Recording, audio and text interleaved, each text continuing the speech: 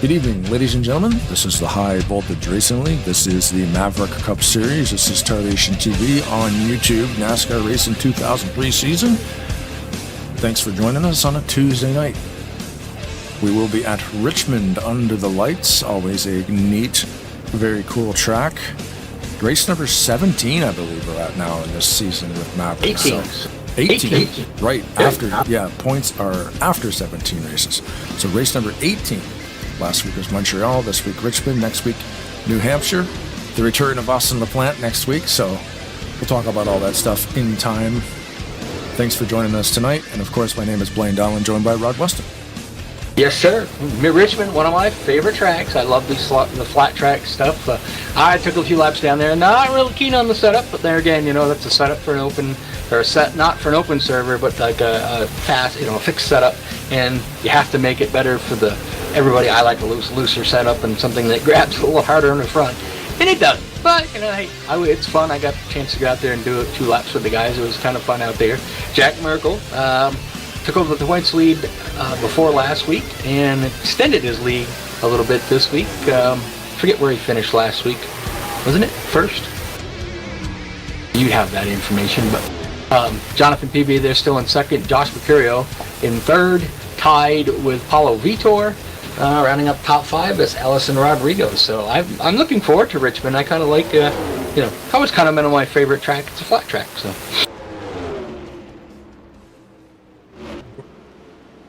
Where's my microphone? There it is. There he is. He dropped his mic. The wife just handed me a sandwich, so I apologize. I got my mouth full. But when we come to these tracks, sometimes when you log into the server, it says they have adjusted tire wear and grip. Does that mean they've just made the track stickier all around, but that's also going to affect tire wear? Yeah, most of the time that's what that means, especially with the Maverick tracks. We've seen a lot of them. They're a little bit grippier. Like I said, the setup is different. The brake bias isn't terrible. You know, I wouldn't run it that high. I mean, it's 74. I run mine here probably around 62. So yeah, it's a little bit. I kept locking up the left front tire before I could get it to really get used to where I needed to brake, how I needed to brake, and whatnot. I had a big chuckle tonight. Jonathan Peavy out there in his Cadillac is running well, I'm not sure if it's a Looney Tunes theme, but I do know that it has the Roadrunner on it. And he went by me, and I looked at the back of his car and it said, meep, meep. I had to chuckle because I'm wearing my Roadrunner t-shirt. So. Oh, perfect. Yeah, that was kind of funny. I have a Roadrunner coffee mug. Who won last week? Was it Anthony Mercurio? I think he was the one that won last week, right? I don't have the spreadsheet open. I don't know why I can't remember. That was a fantastic. Wait a minute. I could probably do that then. Yeah, that was a fantastic race. Got to remember how to do that. That was a great race last week too. Yeah. A little bit updated ticker, not really on the technical side of things, but on the visual side. Ben Snyder, supplied me with the number cards for his league. So most of the numbers you see on the ticker are actual little graphics that are being pulled up by the ticker. So that really, it's amazing how cool that looks. Yeah. So that's pretty neat. But yeah, we can do that now. Right? You know, custom templates and all kinds of stuff for this new ticker software. So Project Steelfire. I like this ticker that you got on there as far as, I mean, I obviously like the vertical ticker a little bit better because you get to see, you know, more of the drivers and how it works out. But as far as visual-wise, as a, you know, horizontal ticker, I like this one because you get the top 5 up there. You get that little green thing in there that tells who's got the fastest lap. And it's, like you said, it's a live ticker now. So if you're watching that and, you know, let's say we're looking at Cody Lamas on the drop broadcast, it's a little bit behind, but, you know, and he's just passed Drew Fast, it shows when it happens at the line. So I kind of like that. That's pretty cool. Yeah, it'll adjust everything, and then the top 5 is static at the top, which is cool. I like tickers that do that, and this ticker isn't modeled off of anything that exists. This is just kind of one they made. Because most of the tickers, all of the tickers actually, in this Project Steelfire overlay pack is what do I want to say? Like, they're modeled off of real tickers that have existed, right? Like Fox 2022, Yep. Fox 2010, ESPN, TNT. The guys are building all these replicas of the stuff they've had in real life, which is awesome. But some of these fictional ones, like this one here, it's pretty sweet. They designed this one from scratch, and it's really slick. I like it too. We've got a chance to mic up Jack Merkel. He's going to be our race reporter tonight. Jack, you got Rod Blaine live in the Tarnation TV booth. Do you have a copy? Yes, sir. We do. So continued adding a little bit to your points lead last night. Let's see. I'm trying to do the math quick in my head. About 8 more races. 8 after tonight, I guess, or 7. Something like that. Yeah, that sounds about right. At the points lead, you know, you're peaking at when you need to be. The next question is can you hold it? You know. Yeah, 8 after this. I'm hoping to. I mean, it's a good stretch of tracks for me towards the end of it, absent Talladega and Atlanta. Other than that, it's all tracks that I like. A couple flat tracks like New Hampshire and Gateway. I like those. And then, of course, you know, Martinsville last year won that. Phoenix won that. Another road course. So it's a good stretch of tracks. Hopefully my luck can stay good and we can close it out on the note that we've been having the last few weeks and close it out on a good one. And of course, like you said, Talladega, that's the crapshoot. You know, do you think you're going to try to qualify on the pole and stay up there, or are you going to probably qualify and then drop to the back? When you get to that race, do you have a strategy, or does your, you know, probably place in the points kind of, you know, dictate what you do when you get there? No matter what, I'm gonna miss the start of the race and then start, you know, on pit road. So I'll be like a lap down the start of the race. I'm committed to that. That's what I'm doing no matter what happens. That's the plan, because I'll just ride around for the first 10 laps if I have to. I just want to avoid all of it at the start, and especially not be with the field when everything happens. Yeah, no, that's the problem there, is when it does happen, sometimes there is no place to go. You know, the logic will dictate you go to the top side because everything travels down, but it all goes up first. So, Yep. You know, it's hard. I race on Thursday, and that's all we race is Talladega, and it can be hard to avoid it when you've got 15 to 20 cars spinning around in front of you. Oh yeah, especially if you're up top and then they start wrecking on the bottom, you're just in it. There's nothing you can do about it. It's just where you are. Well, I can see that they're getting us getting ready to go, so we'll let you get out there, and good luck tonight, and have fun. Thank you guys, appreciate it. All right, have a good one. Oh, now I'm just going to go take a quick look to see where did he end up in qualifying, or did he actually qualify? He qualified 3rd, so it'll be interesting to see. He's going to start there in 3rd spot. Would he stay there, or will he go, you know, further back and, you know, to the back of the pack and ride around for a while, kind of like he did, like he said he would do at Talladega. So it'll be interesting to see what Jack Merkel does. They're all lined up here. We'll kind of give you a quick. Wow, Paulo Vitor on the pole tonight. Christian Torres 2nd, Jack Merkel 3rd, RJ Bishop 4th. 5th will be Allison Rodrigo. 6th is Noah Hart. 7th is here we go. His name, but it is Delgado the 3rd. I'm trying to get these names all down, but 8th is Kennedy. 9th is the 06 of Anthony McCurry. 10th is a 103 of Armstrong. Then we got Keith Hughes, Scully, Garcia, Josie Ladd, Penelon, Sorensen, Curry, Parker, Edwards, Soares, Corona, Martinez. We are already green, so we'll just get back to calling the action. Checking out Keith Hughes right there. He's starting in the 11th spot.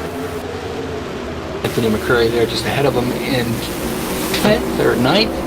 Depending on where they cross the line here. Started up there near the front.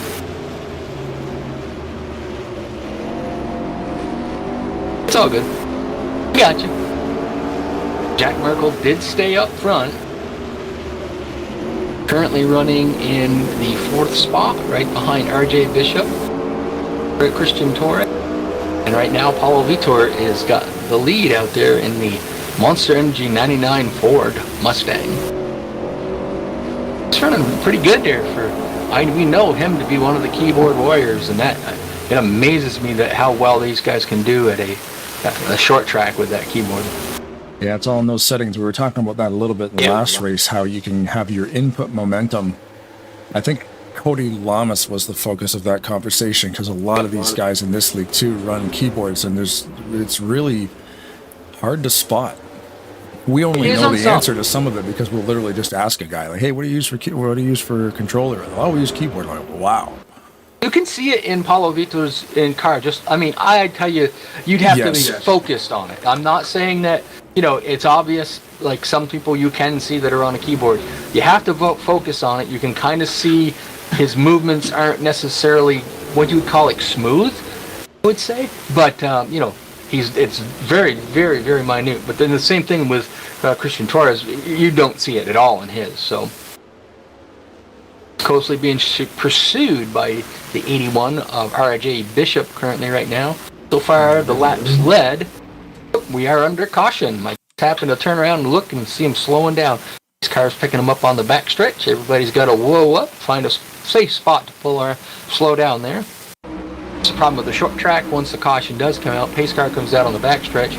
Not a lot of room to run. Let's see. We got Jack Merkel coming down pit road. Christian Torres. It looks like the 27 of Phil Parker is around. Anthony McCurry's on pit road. Back in Delgado the third.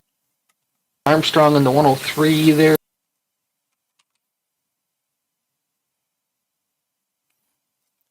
Yeah, it looks like Phil Parker and Stully got together there. PV.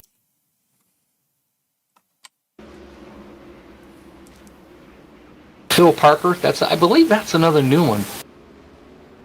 Two guys in here that I don't remember seeing, and that's Rafaela Sorensen and Phil Parker, is it? Yeah. They could have raced maybe earlier, but I don't believe I've seen them. Had quite a few. Drew Fast was another one. Guys came in. Matt McIntyre. Parker and Scully got into each other there and went around. The flashing on the screen was apparently my spectator camera is just behind the infield lighting. So the camera was moving. You'll see it flashing. You're not having a migraine. That's just the camera placement. The stock cameras that were here were actually not set up, and to the default. It's way too close to the track. So we've plugged in the BBMC Richmond. Top 11 cars did not pit. Paulo Vitor obviously has led the first 7 laps of the race. Fastest lap so far is R.J. Bishop, currently in second place, and that is at 123.5, 7.5 miles an hour. That's getting around here pretty good. So Pablo's the control car. Pace car's on pit road. Oh, Pablo tied in that one. Good. Got a pretty good jump on R.J. Bishop. Noah Hart right there. Got a little behind on that one, but no one on the outside of him there. I think it was Allison Rodrigo on the outside didn't go as well, so Noah's got the whole track to move up if he wanted to, and did. R.J. Bishop was able to get by Paulo Vitor on that start on the high side, so chalk a lap down there for R.J. Bishop. Looking to see where R.J. is in the points. I don't think he's raced every race.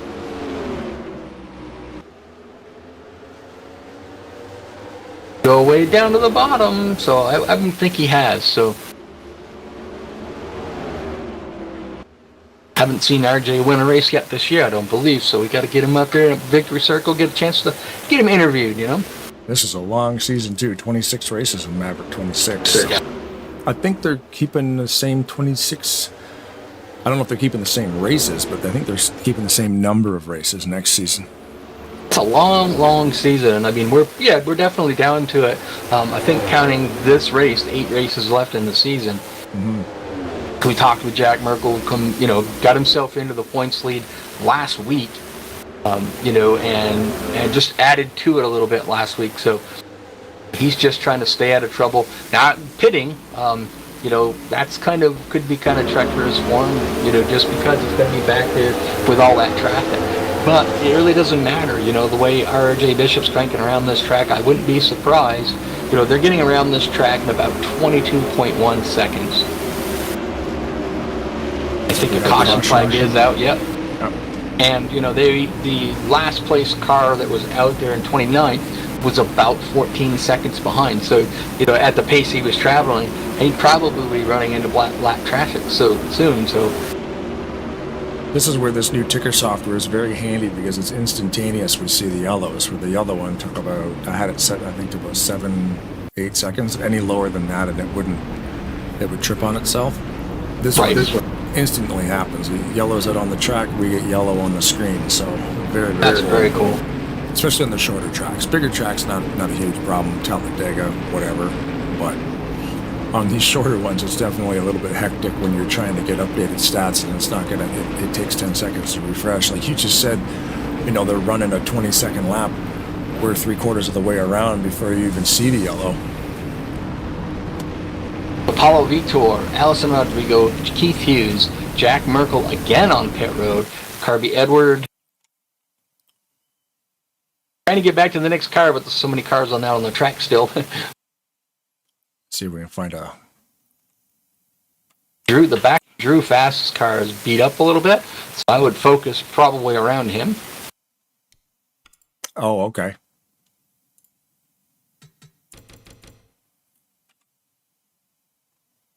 Guessing that probably that the tire wear is, you know, pretty good tonight. We didn't talk about Jack or to Jack with that earlier, so like I said, only guessing that it is.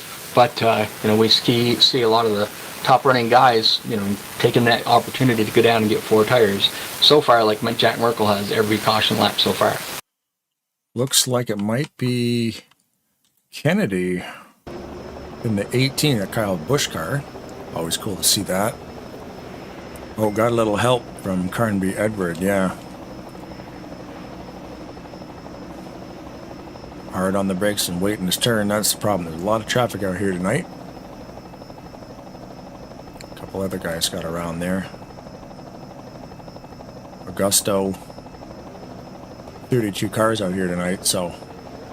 Okay, just getting handed a note here by Benjamin Snyder that Sorensen is the first female driver racer in the league from outside the United States. She is from Brazil.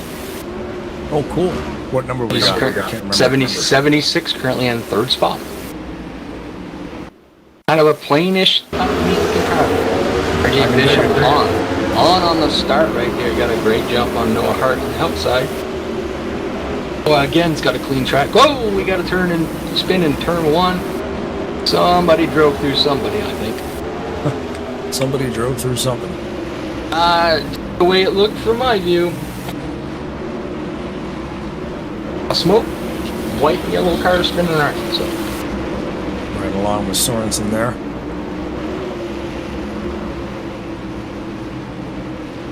really didn't get a chance to go through some of the stuff that we do, so tonight. Oh, right, yeah, makes and models and countries. Yeah, so we got 19 Yep. people from the United States, 7 from Brazil, 2 from Argentina, 1 from Australia, Ecuador, Mexico, and Puerto Rico. All has 1 driver from there. And we have 9 Dodges, pretty popular car, 6 Chevrolets, 5 Toyotas, 5 Fords, 3 Lexuses, 2 Cadillacs, 2 Kias, and of course the one and only Honda of Keith Hughes.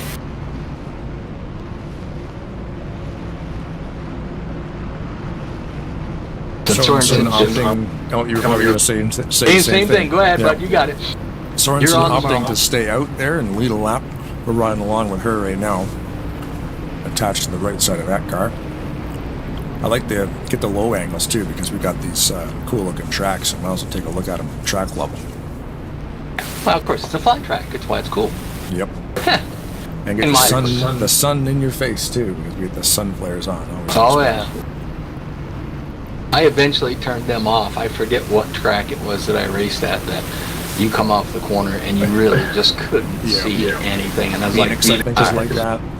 There's a few, yeah. Yeah, there's a few of them. I mean, I do when I'm racing, I shut them off, but when I'm broadcasting, I turn them on because they look super cool.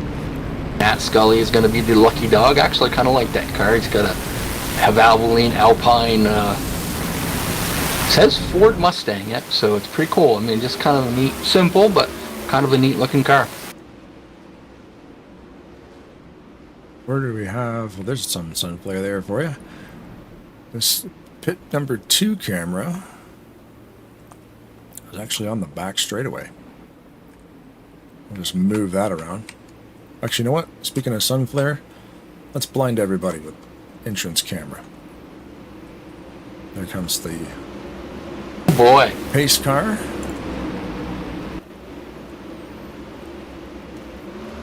And Rafaela Sorensen leads everybody back here starting lap number 21.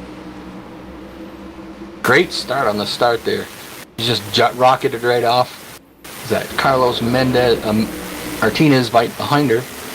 Paulo Vitor's still running around up there in the front. Anthony McCurry there at 4th, and then 5th will be Keith Hughes. Still hasn't gone back to that Caprina car yet. Cats must have pissed him off or something. He hasn't been running the cat car for a while.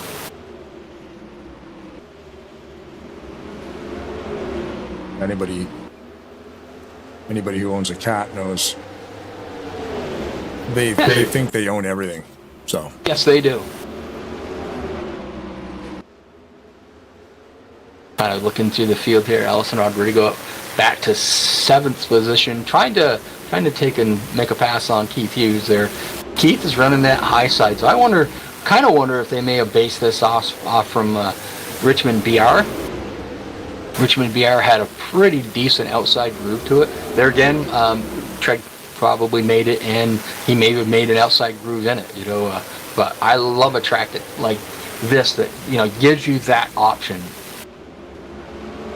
May not be like the fastest way around the track, you know, but when you've got the low line running a certain line and, you know, you're a little bit quicker and you can get out there and roll that outside, you know, it works out pretty good. I think we just had a glitch on track. It's reporting Garcia was in first, but now it's been fixed. Okay. Everybody was a lap down there for a second. Oh, they may have, someone might have accidentally gave him a lap. Yeah. All of a sudden everybody's a lap down. I'm like, I don't see Garcia in front of Sorensen, so they fixed that one pretty quick. Yep, that'll happen. Yep. Nothing worse than when you have a rain out in a race. You know, some admin gets crashed out and, hey guys, I'm done, click, and then you're back to practice. I've seen that happen before. Yeesh. Yeah. We had that happen one time at RTG, I think. Yep. Somebody hit the race button instead of the replay button and restarted the whole entire race. Yep. It's like, oh no. Seen that happen. Yep. Not fun. Especially when you're 3/4 of the way through an amazing race. Like, what do? They just ended the race. Yep. And they were able to actually get the final running order off of the broadcast itself. Yeah, that's cool. Because they're like, we don't know, like he can't get an export. They quit the race. Yep. But then I was like, you can get it off the broadcast. I mean, it'll be close enough if that's what they wanted it to do. Sorensen, 10 laps led. Currently, right now, we have 29 cars on the lead lap, so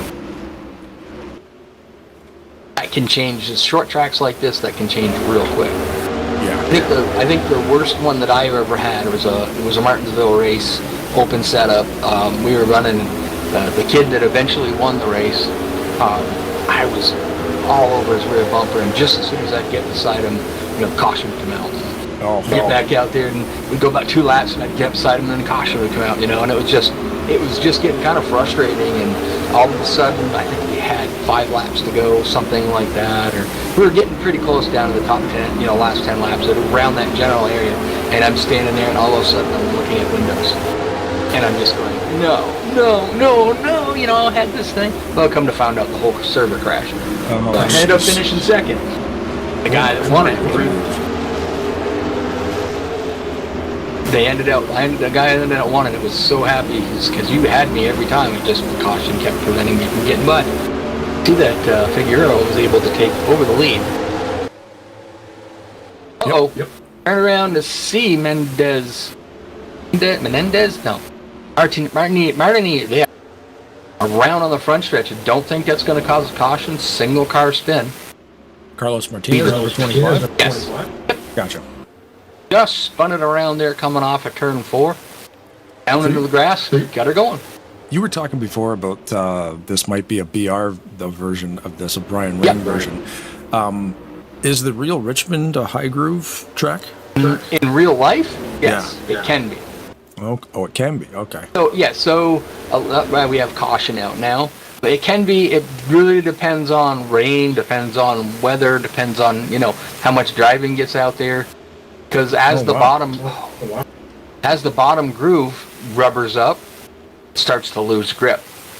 So, and then people start looking for a place to find grip. So they start moving up the racetrack, and eventually the outside groove does come in. It's cool how that can really affect. Yep. That's pretty major. Every time you race there could be completely different. Yep. Trying to find out what happened here in the yellow. You go out and practice. You got truck trailers coming out there and practice. You got the Xfinity series or O'Reilly series now. You go out there and practice, and then you get rain and it washes all that rubber away. Right. You go back out to a totally different track. So. Well, it looks like Parker again got a little bit loose, and Suarez was in the wrong spot because this car actually gets upside down. But it is a short track, so maybe that'll help. Crazier things have happened.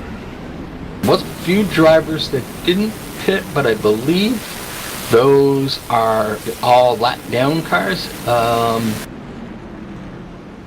To see, I think because Torres was up there, then he pitted, kind of running around near the back right now. 23rd, still on the lead lap.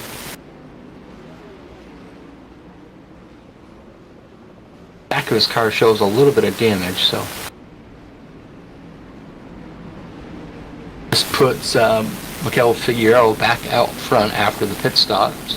Keith Hughes has managed to work his way up into the second. Figueroa took the high side. Paulo Vitor third. We got Rafaela. I can't say her name right. Sorensen there. You're right. Yep. Say it right? Yep. Rafaela. Yep. Currently running in the 4th spot. Jack Merkel up in 5th. That is Torres, I believe. Yeah, on the outside, not Torres, Allison Rodrigo. I think that's funny. We have an official flagman running pit entrance but on the exit we do not. We are green again. Yep, Figueroa able to make a good run there through 1 and 2. Not so good down the backstretch, kind of kissed the wall a little bit, slowed him down, still able to hold on to that lead. Sorensen on the high side goes right around Keith Hughes. That's a power move. Outside. So far it looks like the outside of this track has got some pretty good grip. Yeah, because Sorensen was actually passed by Miguel. He passed her on the right. I heard tires squealing. I heard tires squealing, but I think we're probably under a caution cool down. That's a possibility, yep. Yep. Caution cool down according to Austin LaPlatte in the YouTube chat. Okay. I hadn't looked over there yet. Sorry, Austin. Yeah, no, thanks everybody again for getting into YouTube chat there. We will try to read it. Austin keeping us up to date on all kinds of stuff. Phil has raced here before, Phil Parker. First race back in the league a couple of years ago. So it's before our time, but... Yeah. I recognize the name. I think he's been in other leagues, too. Yep. And then PSA, Keith's internet may go out. Storms in the area. That's not funny. Oh. No, storms aren't fun. I've always told that story how lightning hit outside my house one time in my apartment. And sitting there racing, holding on to the steering wheel, and all of a sudden everything went black. Yeah. It's happened to me. I was just sitting there holding the wheel going, oh boy, now what? Sitting in a dark house holding onto a plastic steering wheel. Yeah. I got my stuff on a battery backup, so my machine would stay running. The problem is the modem's not plugged into it, which is kind of weird. I should plug the modem into it, because at least I would, you know, it doesn't draw that much power, and then everything can still be on. I used to have my modem plugged in, and I remember sitting there in a dark house still playing Counter-Strike. Because you're going to get about 20 to 30 minutes of battery backup, and the internet is fine. It's just the modem needs to have power, obviously, to stay on. So, yeah. An uninterrupted battery supply is definitely, or uninterrupted power supply, UPS. Get one for your computer if you don't have one. A couple $100. Save you a lot. I would imagine nowadays battery technology, they could probably make them last quite a while. Yeah, you can get different volts. I got a 1,000 amp one, or 1,000, whatever they call it. Right. There's 1,500 that could obviously hold more power, but I got 3 monitors on this computer, and it'll give me about 15 to 20 minutes if power goes out to shut everything off properly. Like it make them feel bad. I'm running on 4, so. Yeah. Yeah. I've got like 15 screens in this house. I should find a way to put them all up here. There you go. The one big wall, you can have all the angles. Yeah. Then you'll have to have the wife in there controlling it all with you, so. Yeah. We'll have to do a Tarnation TV broadcast from like inside the same place. Would be cool. So far, figure out. We'll see if we ever did that, Rod. Then we'd have to have a camera on us so we could do that. You know, Dale Waltrip garbage shot. I would say, God, no. I've got a face for radio. You know? So do I. It'd be amazing. We'd lose a lot of subscribers, I think. Cute, but I just always say I've got a face for racing. You know. Yeah. Just go back to talking, guys. We don't need to see this. Yep. Yeah, especially when I'm having a bad no hair day. You know. No hair day. Yeah. So Miguel Figueroa has led, should be 18 laps this time by. Nobody has touched RJ Bishop's fastest speed so far, and that's 123. That's pretty getting up there pretty good. So it may not be, you know, something that gets touched, but I have to wait and see. Doesn't give us a lap time that it did happen. We've so far had 5 caution flags for 12 laps. Rodrigo in the picture here now, along with Keith Hughes and Sorensen. Sort of, they're all looking at Miguel, but they just can't get around him. Yeah. Running that higher groove, which is, you know, kind of weird how he's doing it, kind of going in low, coming out kind of high. It's working. This time he runs down to the bottom, because I said he was running the high groove. Loses a little time to Sorensen there, so. This is going to try to make the move on the inside. Not quite close enough, but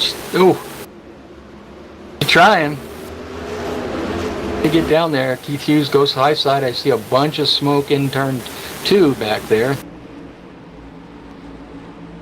So far, we're still under green. Yeah, I thought for sure that would have been a yellow. It's a good. I like how they run their own yellow. They control their own cautions here, because you can let everybody sort it out.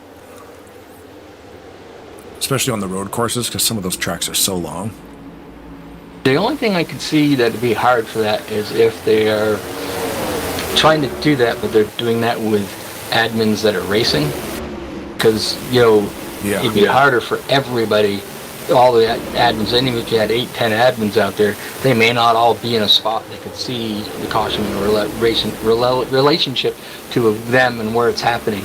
Keith Hughes is trying to snag the lead away. I don't know if he got that one or not. He did.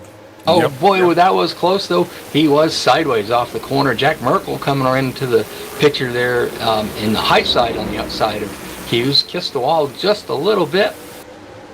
Got another smoke show mess on the out of turn 2 Looked down like there. Peavy. I saw the Roadrunner and Marvin the Martian. Looney Tunes car. Did you watch Looney Tunes when you were a kid? Oh man, of course. My dad watched it when he was a kid. Yep. So we watched it when I was a kid. And anybody who's got kids Just watch that show. Watch the original one from the 40s. Mm-hmm. That's the best one. Where Mel Blanc literally did every single character's voice. Except for one. There was a couple extra people on some of them, but... Two drivers have taken a chance to try to get past Miguel Figueroa, but just has not been able to do it. Everybody that's gotten up there's had a little bit of issue, kind of drop back. Merkel's up there. Sorensen is not.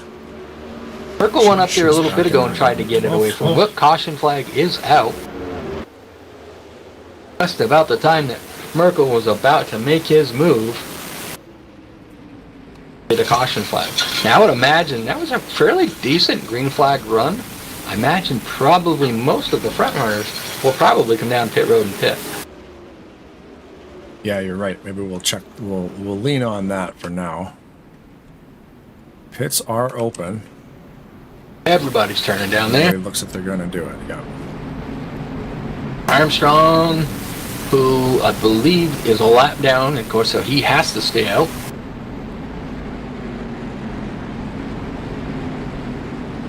Right, lap down cars are not allowed to pit. I mean, they are. If they want to go in there, that's fine, but then they're just going to get penalized for doing so. Just kind of checking to see how many tires people are taking. Looks like everybody's doing 4 tires. Yeah, I would think, eh?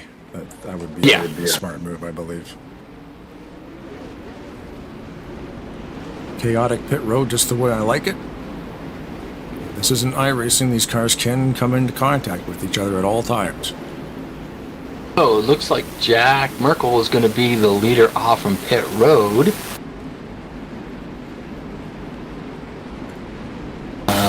Don't think anybody stayed out to lead a lap. Miguel still getting credit for the lead.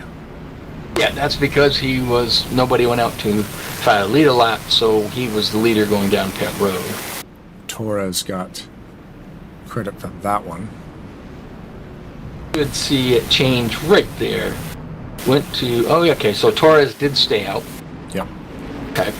That's a little behind, the GNL TV is a little behind for me, so. Lights are off on the pace car here. Jack Merkel's elected to take the inside. We've seen a lot of the guys take the outside. Let's see if Keith Hughes can make up a little time up there, or whether or not Jack Merkel's got something up his sleeve on the bottom there.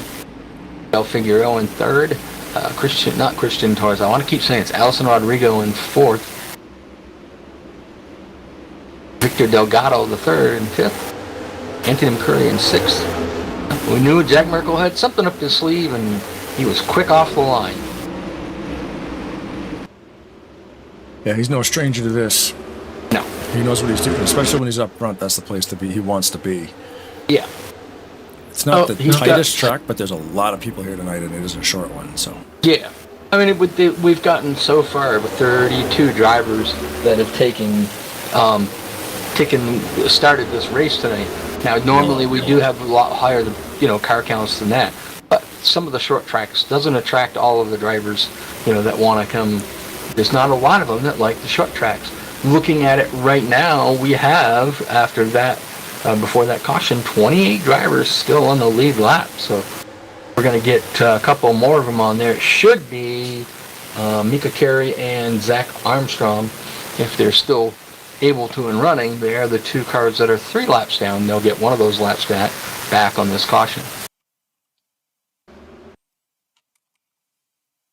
Looks like Matt McIntyre. Oh, you guys can't see it. Matt McIntyre and who's that beside him? Carroll? Yeah, Mike Carroll. Matt Carroll. Mike Carroll. Is it Mike? Yeah, it is Mike. Mike Carroll. Yeah, okay, so that started it, and there was a lot of contact after that. So Merkel stayed out, so did Keith Hughes. Figueroa. There's Allison Rodrigo. And there goes the 48 is the T-Dog. I'm trying to look. Yes. Mika Curry is running in the 48 for Austin Plant tonight. Anthony McCurry there in 5th. 6th is Victor Delgado the 3rd, and then we talked about him earlier, Cody Lomas has made his way up into the 7th spot. Noah Hart on the outside of him. Paulo Victor is going to be starting this thing in 9th, and Sorensen will be starting in the 10th position. Lights are still on the pace car, so the lap cars down there going to make it. They make 2 trips around, so should go out this time by.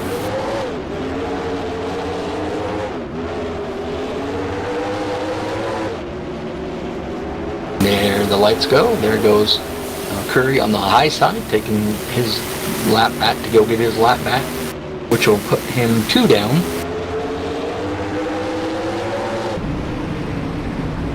Again, Merkel takes the bottom this time. Now Keith has got to be a little bit on top of it this time. Got to be a little more quicker. Try to not to let Jack Merkel get such a launch on the start there. Try to stay with it. Just noticed that a 45-mile-an-hour pacing speed. Yep. What's pit road speed? Must be 35? 40. 40, okay, they just dropped it by 5, gotcha. Pace car makes the trip down pit road. Jack Merkel is the control car. Tarnation TV reach start zone is right there, apparently. Oh, very cool. So, Merkel got a good... Keith Hughes did a great start on that, but I don't know if he spun the tires or what it was. He started to go and then just kind of seemed to drop back a little bit there, so... Maybe it's more of a, I want to get into the 2nd spot and just, ride for a little bit. Kind of patience, I don't know. I heard some tire squealing down there in turn 4. Caution flag is back out. I lost my mouse for a minute.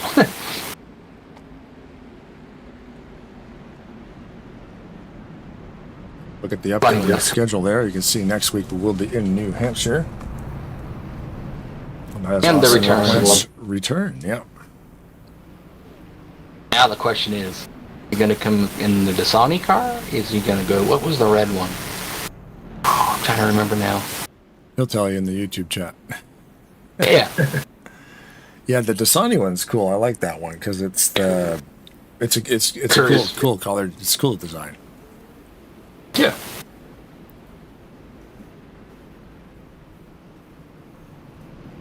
I think Curry's right now is actually 1 lap down, so this should put him back on the lead lap as well as Matt McIntyre. Jack Merkel did pit. Hero pitted, PV, Cody Lomas, Anthony McCrory. So it looks like Keith Hughes stay out. A handful stay out. Mm-hmm. I wonder if the thought process on that one is just there's been a few quick yellows if we just stay out, track position. Well, there again too, if they decide, we've had a couple of levels, we're going to do a caution cooldown, where's the best place to be is up front, Yeah. And not only that, you've had, fortunately, you stayed out there and pitted, everybody else pitted, as Nico Curry goes on the high side there to get back on the lead lap. But you had about 8 cars behind you that stayed out as well. Merkel's going to be the first car that made the trip off pit road, but he's got probably about 10 cars in front of him. I don't know if he was the first one to make it off, but I look at the cars. I think we might have had a few two-tire stops there. The 61 of Vera has been shown a black flag. That should be... Would that be lingering from the last restart?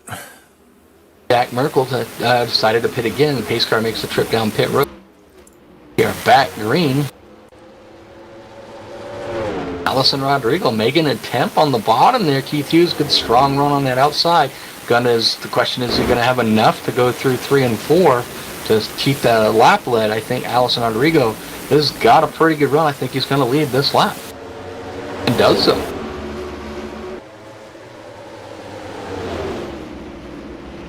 Keith Hughes doesn't need is to be really raced real hard right now. kind of saved his tires a little bit. Allison Rodrigo decided going to get out front. He tried to make a crossover. Allison drove it a little bit in turn 3 and 4. He's trying both ways. He's trying low, he's trying high. I believe that is another keyboard racer. So I think somebody just went around up there. Green is still up. Single car spin on the exit of turn 2, right in front of the leaders actually. They spun around and kept going.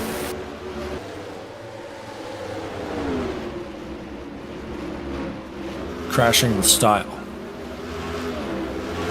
I'm just looking to see. Jack Merkel was only led 7 laps tonight. The highest laps for the night so far is Miguel Figueroa with 26. Then it is Sorensen has 12. RJ Bishop 9. Merkel wants to lead the most laps. Going to have to work his way up to the front.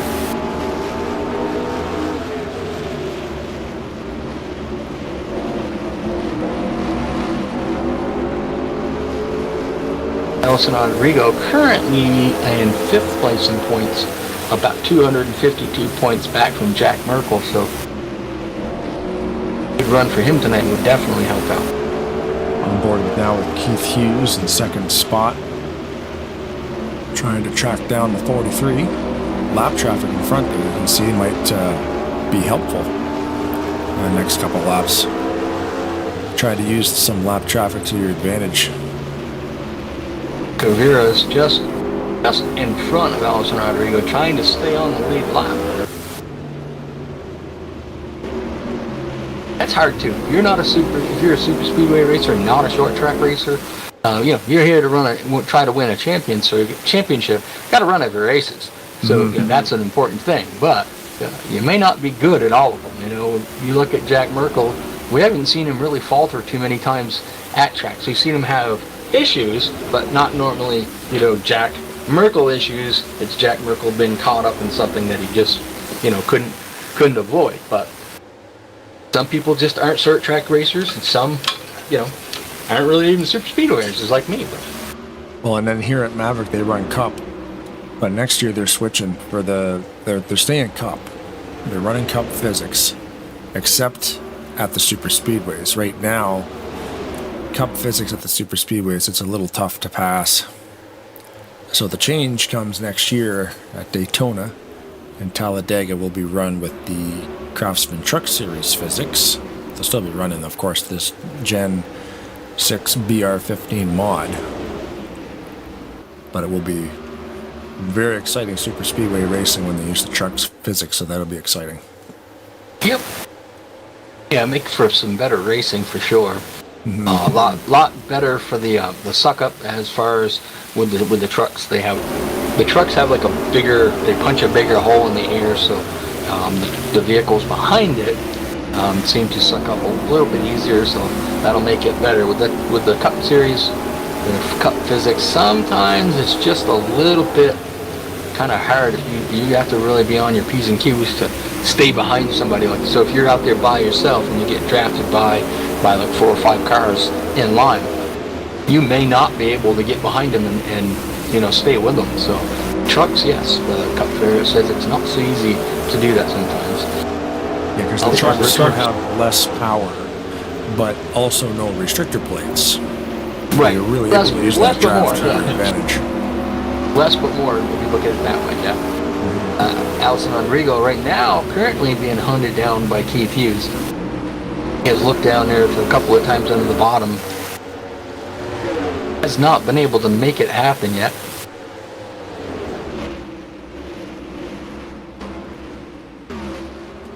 '73 of Victor Corona. Guess is how you would say that. 73? Victor Carrera. Yeah. Trying to stay on the lead lap. Trying very hard to stay on the lead lap, and Allison Rodrigo is all over his rear bumpers. Not really, I wouldn't say running a defensive line. He's running a great line. It doesn't require, just because the leader's behind him, he does not have to move out of the way. No, Can't really no. block them, doesn't want to make aggressive lane changes to block them. But if you just run your line, if they're faster than you are, they'll find a way around you. Yeah, Victor Correa. So now you can see he's getting passed by leaders. But yeah, they got to find a way around him. You're not like you said, you're not required to just pull over and stop. Just run your line and they'll pass you. They caught you, they can pass you. He literally was racing to try to stay in the lead lap. As soon as he lost that lap, he was, I would say being very gracious and giving more room to the drivers that are now, trying to pass him because, he's going to be a lap down. Now, unfortunately, you'd want to keep racing because as Alton Rodrigo knocks another car or truck down, or car down, you know what I mean? You're going to be not eligible for the lucky dog. So currently, right now, he is, but you got to keep racing for that position so that they don't pass somebody else, and then you're not eligible for it. Right, and here they only take 2 lucky dogs, right? Yep. That's pretty common. Most leagues do 2. Sometimes you'll see 1, but it's pretty rare. I haven't talked much about Joseph Landy Pavillon, which is actually not a bad thing. No, we always pick on Joseph as a thing that happened last year. I always like to give him a hard time, but currently running in the 4th spot. He's made his way up in there, a few good pit strategy calls and whatnot, and pretty good speed in that car. So currently right now he is running in the 4th spot, just behind Victor Delgado III. It looks like we are under caution.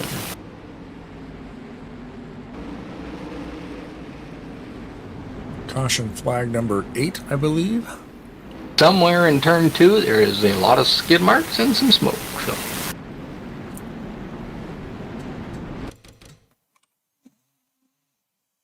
I'm pretty sure we're going to see all the leaders that Noah Hart and Victor Corona are going to be the lucky dog. So worked out for him. Pit on the second time by, get waved around and get back on the lead lap, and that will put 25 drivers on the lead lap. Yeah, pretty much everybody down there now again. I would think it'd be pretty much everybody, with the exception of somebody that was maybe, just trying to stay out, lead a lap with that extra bonus point. But we really haven't seen too many drivers do that tonight. All right. Keith Hughes, first one. Keith Hughes is going to be the first one off pit road. Victor Delgado, the third, second. Alton Rodrigo is going to come out of there third. Noah Hart, fourth. And Joseph Landy Pavillon is the top 5 coming off from pit road. So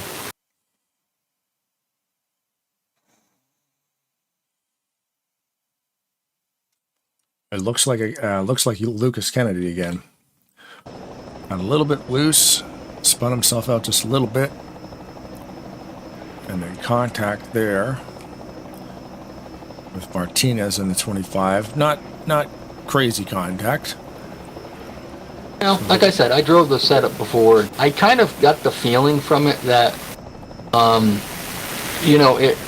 it didn't turn in the way I like it, didn't really turn out the way I liked it, and then it would kind of grab a little bit and then try to spin you loose a little. So. Right. It could be the case. Keith Hughes taking the high side like we did earlier. Pace car makes the trip down pit road.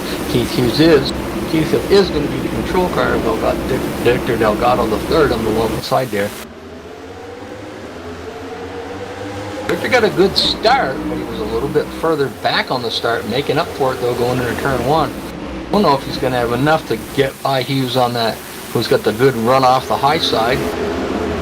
Is Knox going to pull into the second up? He's not giving up on that low side. He is going to try to see if he can make it happen down there.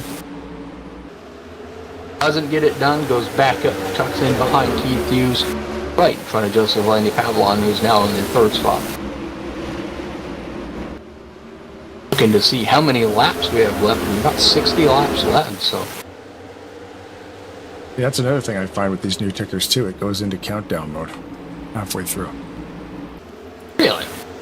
Yep, it'll say like I don't know how many laps we're on here, 150. So it'll say lap number 3 of 150, and then once you get halfway, it flips. Oh, yeah. So now it's in countdown mode. 60 to go, 59 to go. It'll count down. Pretty neat. Just noticed that. Yeah. So I don't have to even think about it. No math required. So I said something about we didn't think that RJ Bishop would be knocked off the fastest lap, but he has been by Jack Merkel with a 123.705 miles an hour. He's still getting it done around here pretty good. Yep. And only 2 cars out for this evening. Unfortunately, Ben Snyder forced to retire, and Phil Parker as well. Well, that was a while back. 42 laps ago, Phil was forced to retire, and everybody else is doing good. Pretty cool. Which is 30 cars. And we ought to get a little message out there to Mark Snyder, hoping that he's doing well, and let him know that we miss him. Nobody did get into. Oh yes, Phil Parker was in his car tonight, not driving the yellow car. So that's why I saw that he had his number, but in a different car. Right. Let him know that we miss him and hope he's doing well. Yeah, it was even with the 48, because that's LaPlante's number, right? But it actually has Mika Curry is driving that car tonight, and has Curry written on the windshield. So sometimes they'll take the car and switch the name, or just drive the car without switching the name, or come in with their own car, then take the number. There's all different kinds of ways you can do it, but Maverick's always looking to keep those manufacturer points clicking. Well, I like I say, I try to get Keith to let me race his cars when the races he doesn't want to do it. We'll put him up in the booth, but we haven't been able to convince him of that yet. I say you just do it and do the booth thing anyway. Who cares? Well, I'm just saying, we try to talk him, and he doesn't like the road courses and stuff, and I don't mind him. I'm not great there, but hey, going to get him more points for his owner championship than he is if he doesn't race. But it surprised us the last few of them. He's actually raced. So. Yes, he has actually. Yeah. Well, I've been working on him. Yeah. Yeah, we bother him all the time. I give him a hard time about it. Keith Hughes currently is our leader, Victor Delgado III. He hasn't really let him get away. He keeps trying to bottom, just can't quite seem to get it to stick and get around him. Of course, Keith is running the higher side, so that's the only way that Victor has to get around him is to use the bottom. So I like the way this track is racing, and I like to see that it has that outside groove that's a little bit more dominant. That's pretty cool. Joseph Landy Pavilon back there in the 3rd spot. Ellison Rodrigo came in first the last round of pit stops. Still running back there in the 4th. I would have probably imagined with about 50 laps to go, he's just back there riding, saving his tires. And then we've got Cody Lamas, Mr. Come from the back. It's a hard charger. We'll call him a hard charger. They don't have that award here, but they do at ASR, and boy, does he love to go for that.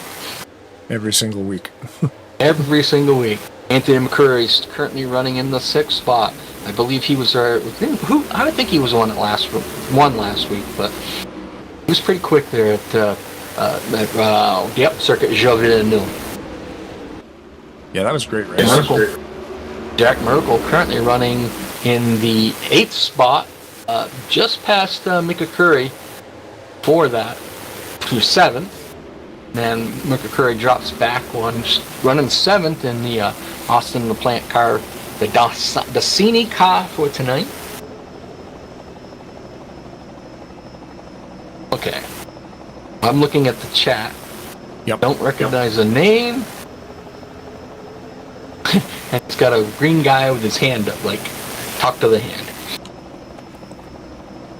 I do see Augusto in that name, so I'm thinking it might be Leon D'Augusto, maybe? Not sure. RJ Bishop currently still running around the top 10. Started up there running earlier in the day. Has led a few laps and such, but now currently running in the 9th position back there. And right behind him, the Wile E. Coyote Roadrunner Marvin car, the Looney Tunes car for the Looney Tunes driver, that is Jonathan Peavy, and the number 8 Cadillac. I mean, if it is Leon Augusto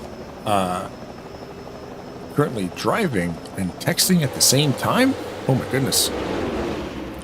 That's a distracted driving fine. Oh, RJ Bishop just kind of gets into the side of Mika Curry and trying to stay off from him, loses it off the corner there. Miguel Figueroa, I was just getting to talk about that, has taken over the 11th spot, and Peavy is dropping back. He's down to the 12th spot. Not sure if he's just in a conservatory mood, trying to save some tires, or maybe the tires are fading on him. I'm not really sure. Yeah, it really could be anything. He might have even had to take an evasive maneuver and damage something. Like, soaked up a lot of tire wear doing avoidance sometimes. With about 43 laps to go, Keith Hughes is still out front in the Bell car. Victor Delgado III. I kind of like that car, Victor Delgado's. That I'm not a big fan of red, but I just has that nice little line to it. Kind of a sharp-looking rig. Of course, it's a Dodge. You hate red. No, I'm not a big fan of red at all. I got it on my go-kart. That was supposed to be a sponsorship deal that fell. So I could easily fix that because it's only vinyl, but I got stickers on top of it now, and it's doing me alright. So. You got a Tarnation TV and a Maverick sticker on there? Do not. I'd like to put a Tarnation TV sticker on there. I should actually make one up and put it on there. I never even thought about that. But one I saw the shirt. Yeah. Benjamin has Maverick and Tarnation TV merch on the. I think they use Bonfire to. I think that's make what the it shirts. was. Because I think Kelly Cossey uses Bonfire as well when we did the ELS races. Yeah. Because he sent me a koozie and 2 stickers. Yep, One sticker is on the go-kart. Got a coffee mug, a couple stickers. Yeah, it's cool. I put the sticker right on the right front of the go-kart. So, ooh, got 2 Paulo Vitor and RJ Bishop up into turn 4 wall. That's going to get us a caution again. A pretty good little green flag run there. So Pavel was able to gain that spot before we had the yellow. Currently, though, I've won 8 races in a row. So, but we're doing something different this Saturday night. Which, if we do run Saturday night, I won't be here. We're swapping motors for a week. Oh, okay. Why? I want to see if his motor's running up to Q. It's a brand new motor, 4-degree advanced, everything, same thing I got pretty much, but a newer one. And he's complaining a little bit about this or that or whatever. So we're just going to slap my motor in it. I'm going to put his motor in mine for one weekend, and we're going to see what happens. The same results, and he can't complain about the motor. Right, exactly. Let me drive it, son. Well, I'd like to drive his, but the amount of time it takes to convert his car over to the hand controls is not that hard to do. Right, But I'd have to do some fabrication work to be able to get it so I can get in and out of it. Can fit into that seat, that's probably not a problem, but it's the location of the seat would be the problem. So. All right. That's all right. He's driven my car. He absolutely loves it. How complicated is that with the hand controls? Because you need... Not at all. Do you need gas and brake, obviously. Is there a clutch up there, too? Nope. We run the clutch on the motor. It's a centrifugal clutch. Set at about 3,400 RPM. So the motor has to get up to 3,400 RPM before it even engages. Which is quite high. Yeah. But we run them flat out with the gearing that I run in mine. I'm turning about 6,600 RPM. And once we go. It's flat out, no lifting, you never lift. So the high is about 66, the low is about maybe 64. You don't lose that many RPM because you're just sailing it. Lights on the pace car are off. Keith Hughes managed to take over the lead on that round of cautions. Victor Delgado's still second. Pace car makes the trip down road. Like I said, Keith Hughes is the control car. Victor Delgado the third. We get Jack Merkel and Anthony McCurry. I'll tell you, Delgado got a great start. He's lagging back a little bit. He got a great start. I just don't think he's going to get that run off of 2 like he hasn't been able to do that. The unfortunate thing now, though, is Anthony McCurry on the high side is going to fill that kind of position to where he can't get up behind Keith Hughes like he has before. Now give that second place right now to Anthony McCurry. Ooh, McCurry sends it in there pretty deep, but gets a really good run on that high side. Victor Delgado, the third, finally is able to pull up in front of Jack Merkel. Because I think if he'd have got stuck down at the bottom, he'd have probably kept going backwards. Merkel trying to give him the switcheroo there. Mika Curry is doing Mika Curry is doing a great job for Austin the Plant tonight. Currently running there in the 5th spot. Trying to, ooh! A little bit of bumper tag there going through the corner that got them both sideways, but Mika Curry still was able to drive underneath Jack Merkel. Next question is, can he get enough? He's got that. He's ahead of him at the line, but I don't know if he can you know, that we've seen that high side seem to prevail a little better. Anthony McCurry up there got it a little overdrove turn 1, got it a little out of shape, kind of got up into the marbles, had that thing sideways, was able to save it. Now it's side by side with Victor Delgado to the 3rd. Delgado gets the great off of 4. He'll to take over. If he can slide up in front of Anthony right here. Oh, he does, and he was able to get that 2nd spot. Back to the bottom, though. I don't know if I would have done that, but he is definitely clear. Now he's out in the 2nd spot. Now Anthony has got Jack Merkel and Mika Curry all over his rear bumper. Merkel's looking at the very high side. Gets on the outside. Anthony McCurry has to try to get down low. Gets in front of Mika Curry. I was just going to say, if Mika Curry does the smart move, he goes to the high side. Anthony McCurry is going to get up there and kind of close that off. Mika Curry is going to try the bottom on turn 1 and 2. He's got him cleared. Drift up in front of him. He's got that corner mate. Now Mika Curry's up into the 4th spot. McCurry's going to try to take it back. He's going to try, but going to be unsuccessful. Delgado's been trying to get on the low side of Keith Hughes for the last few laps. Just not had a whole lot of success in trying to do that. I'm starting to like this track. You know, that higher groove being the more preferred line. That, to me, I think that's awesome. Yeah. Looking back there a little bit, see Jonathan Peavy on the kind of the march towards the front. Currently right there in the 6th spot, just past Cody Lamas there. New tires, you know, like we always say, 4 tires and a cape. He's got that thing headed towards the front again.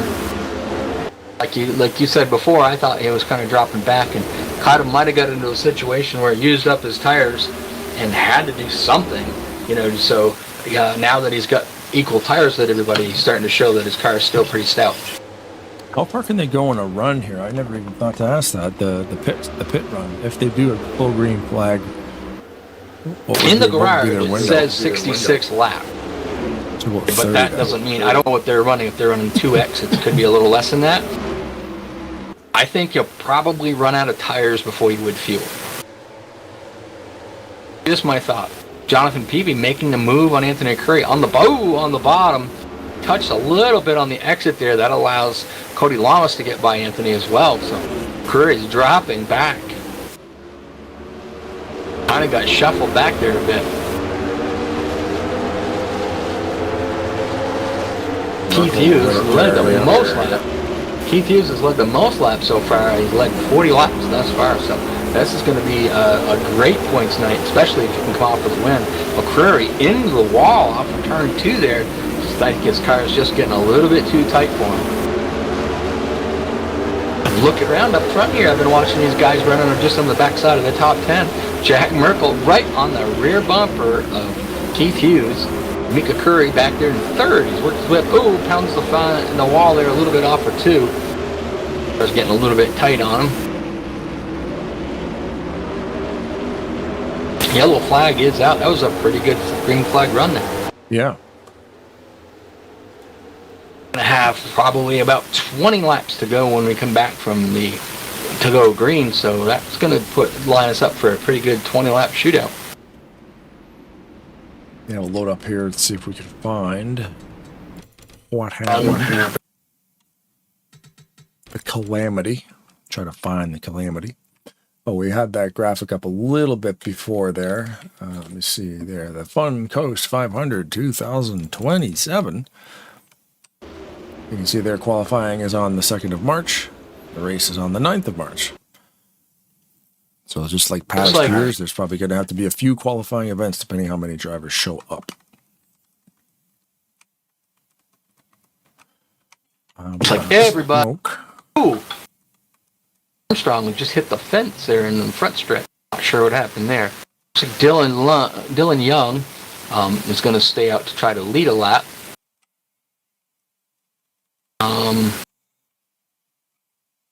Not sure. I don't know why the yellow came out. I can't find. I cannot find an incident where a car is out of sorts. I see smoke. Why don't I see?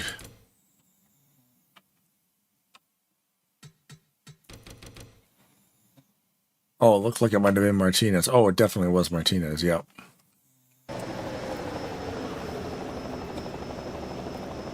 So, unfortunately for Dylan Young, he was unable to lead a lap. He tried to, but where his pit stall is and where everybody came in down pit road, they beat him to the line, so he was not able to lead that lap. So, it'd be just more of a, I'm struggling, I don't want to be in the way, I'm just going to go in the second time by, get 4 tires, and get through this last 20 or less laps. Yeah, I mean, easily make it to the end now. Fuel won't be an issue, and tires probably not either, right? Yeah, because you're fighting tires. Probably 30 to 40 laps on a green flag run, maybe. Now it's an all-out. Now it's fun to watch because, yeah, you literally don't have to worry about tires. These guys might be trying to drive these wheels right off these things. I would think that they would be able to. Yeah.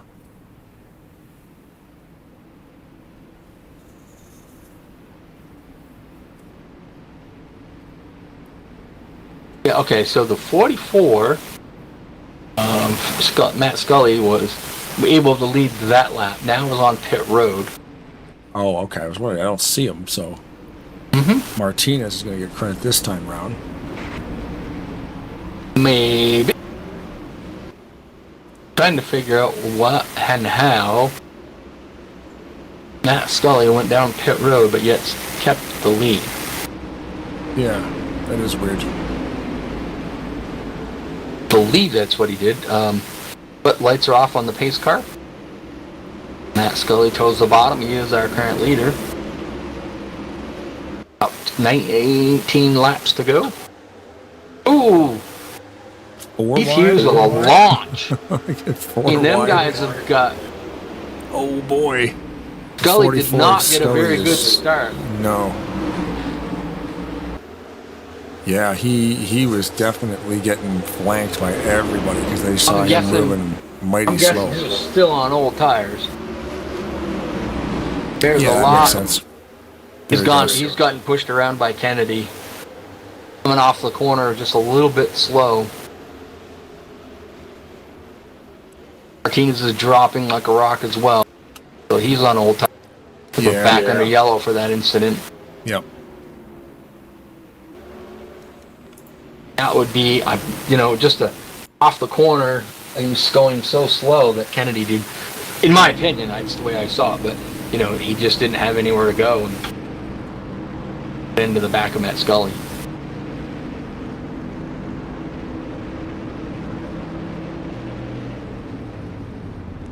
Looking back at Sorensen back in the 17th spot. Led laps earlier, just getting kind of off on our pit sequences, I think, and just currently running back there in 17th, but still got time to get back to the front and come take the win.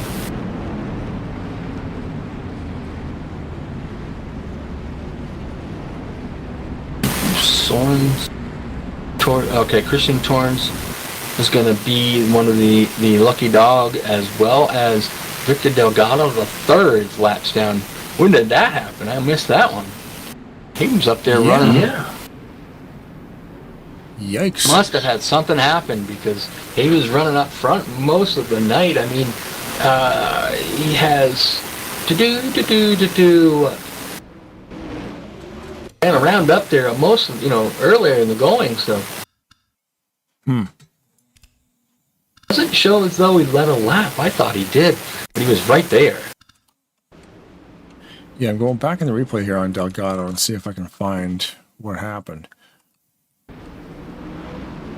Right now, he's in 8th place. Dropping back there a little bit, but he stays out. So, Jack Merkel wasn't taking over the lead, which he was before, but he is elected to go on the high side, where he's been running the low side on most of the restarts. I guess it all depends on who's there, because he's got Keith Hughes second, Mika Curry subbing for Boston and Plant there in third. Cody Lamas has made his way up into the 4th spot. Anthony McCreary did drop back there a little bit, had a little trouble in the 5th spot. Allison Rodrigo 6th. Jonathan Peavy 7th, and Noah Hart as the pace car makes the trip down pit road. Got Jack Murray, their control car. Nice even start. Mika Curry right on the rear bumper of Keith Hughes, giving him a push. Makes it 3 wide going into turn 1. Whoa, Jack just sneaks past Hughes there. There's almost a couple instances there at 4 wide. Yeah, I think Hughes is going to be in the preferred spot on the outside there. Anthony McCreary should get up in front of Cody Lamas and get up there in that high side. Does that?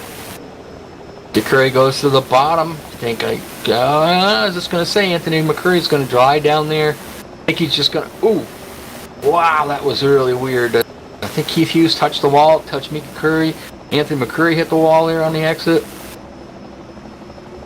Watching from helicopter cam here, because at least we get a static shot. A lot of times I find it's like, oh, hey, did you see that? I'm like, nah, because the camera moved to a different wall. I think that, McCreary should be trying to go to the high side of Mika Curry there, but he's following him his tracks. He's not going to get by him if he keeps following his tracks. He's got to try to find a way to get to the high side of him. I've seen a whole lot of passing on the low side tonight, so. Yeah, it seems to be the favorite among these guys. Like you said, in real life, too, it changes all the time, so it just depends who you're racing with. Some guys can find a way to make it stick on the bottom. Some guys open the bottom up, too, so you have no choice, right? Yeah, so, when you're in a fixed setup like this, the setup, it never really changes.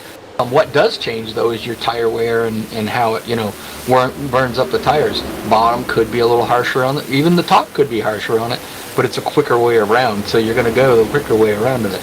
In real life, yeah, tires, what they call dramatic tire wear. It changes.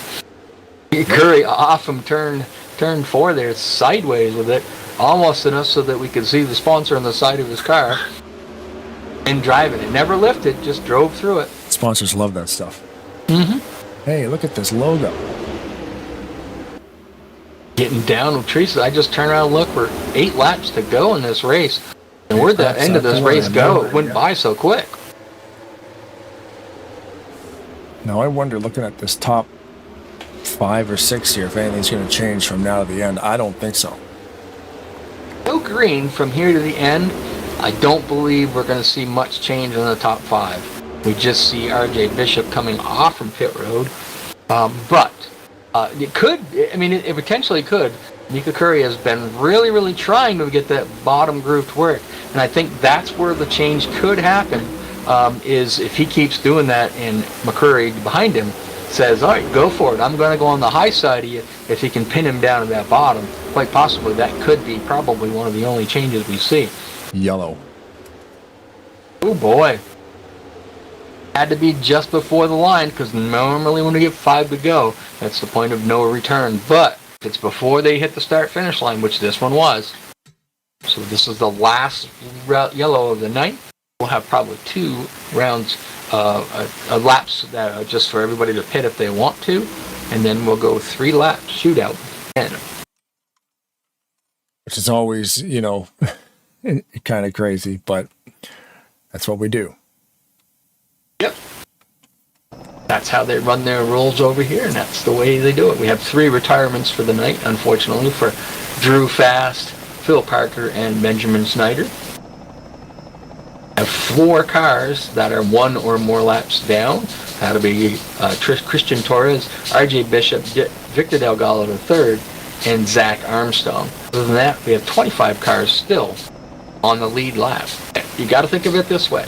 You have 25 cars still in the lead lap. That means 25 drivers have an opportunity to win this. You could be Dylan Young in the 25th spot and still win this race, depending on how bad of an accident they have in the C's part for him. He still has an opportunity to win the race.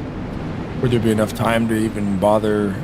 I mean, there's only, 5 laps to go. Making any time up under green is probably impossible from back there, right?